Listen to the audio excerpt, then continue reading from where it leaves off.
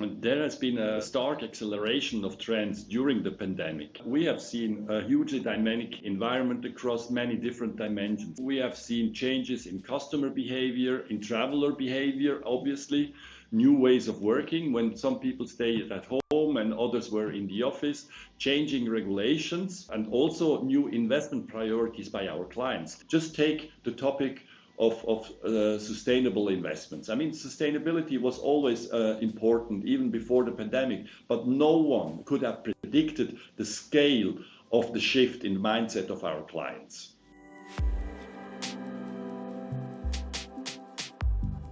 When you talk about, such dynamics and changes in multiple dimensions, it's to some extent it's not possible to predict what will happen, in 3 years' time. There are things you can predict, others you cannot. One way to deal with that is to run experiments together with startups, to experimentally learn which technologies, which use cases of the startups and the fintechs can work, what kind of benefit can materialize. And such kind of a bottom-up innovation is where the F10 comes in for us.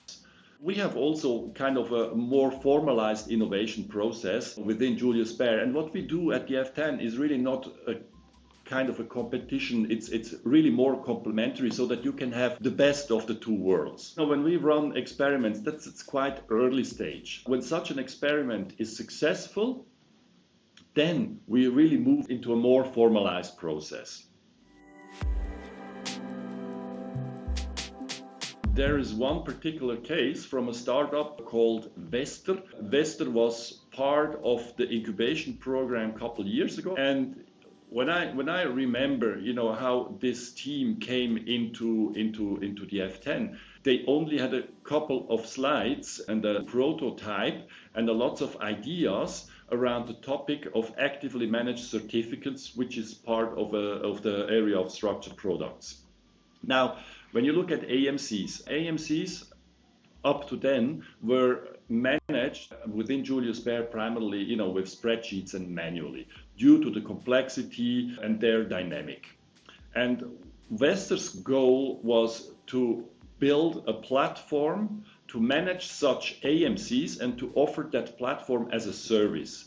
And when we had brainstorming workshops together with Vester, we then came to the conclusion that we will develop that platform together. We will have shared IP rights. They will also cover our particular needs. We got the platform for only a fraction of costs compared to traditional implementation projects.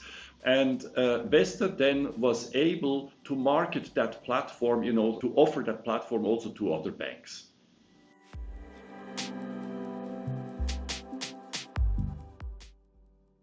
Now, when we talk about fintechs, you can read in many articles and research documents how they would disrupt the banking industry.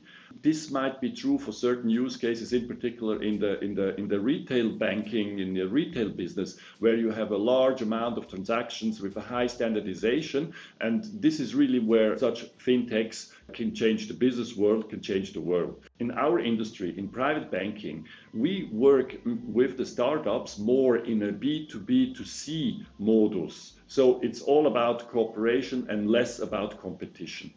Wealth management is based on trust.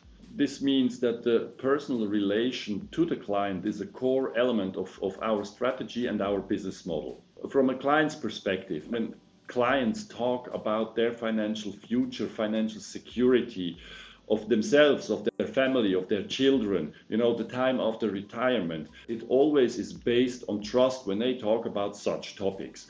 And, trust is something you cannot build to an algorithm or only through digital means.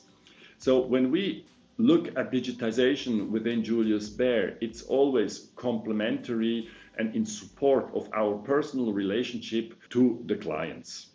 There is also another angle when it comes to collaborations with fintechs.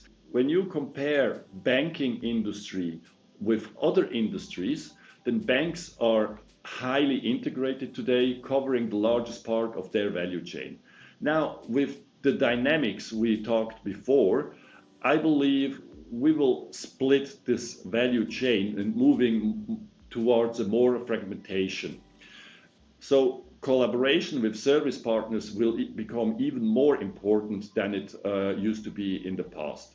And all these fintechs companies, they will play an important role in such a setup. The topic of open banking, this is a crucial enabler.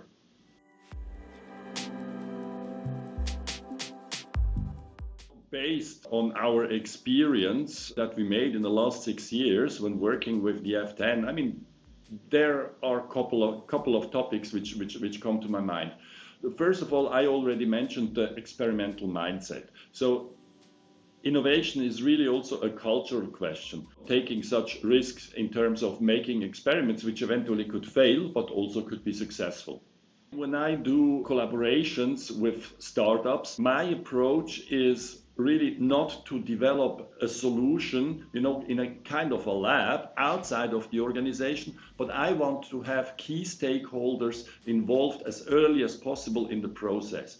But this means, and key resources, key people, obviously because they are key, they are also engaged internally, have no to only little time for such activities.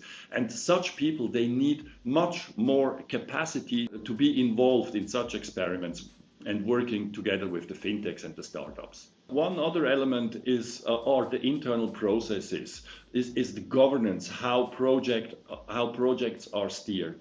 Very often incumbents, they work with multi-year roadmaps and plans, what they intend to do. But what we do with the startups is really not working along such roadmaps. We do experiments with the startups that are here. So it's a bit also an opportunistic approach that we follow here. But it's not a black or white. It's more kind of blur. So it's not that we tackle topics which are completely out of focus. It's just a different approach to these topics. Also, one important element when it comes to innovation is to connect people. I think innovation has a lot to do with exchange between different people, with different views, with different backgrounds.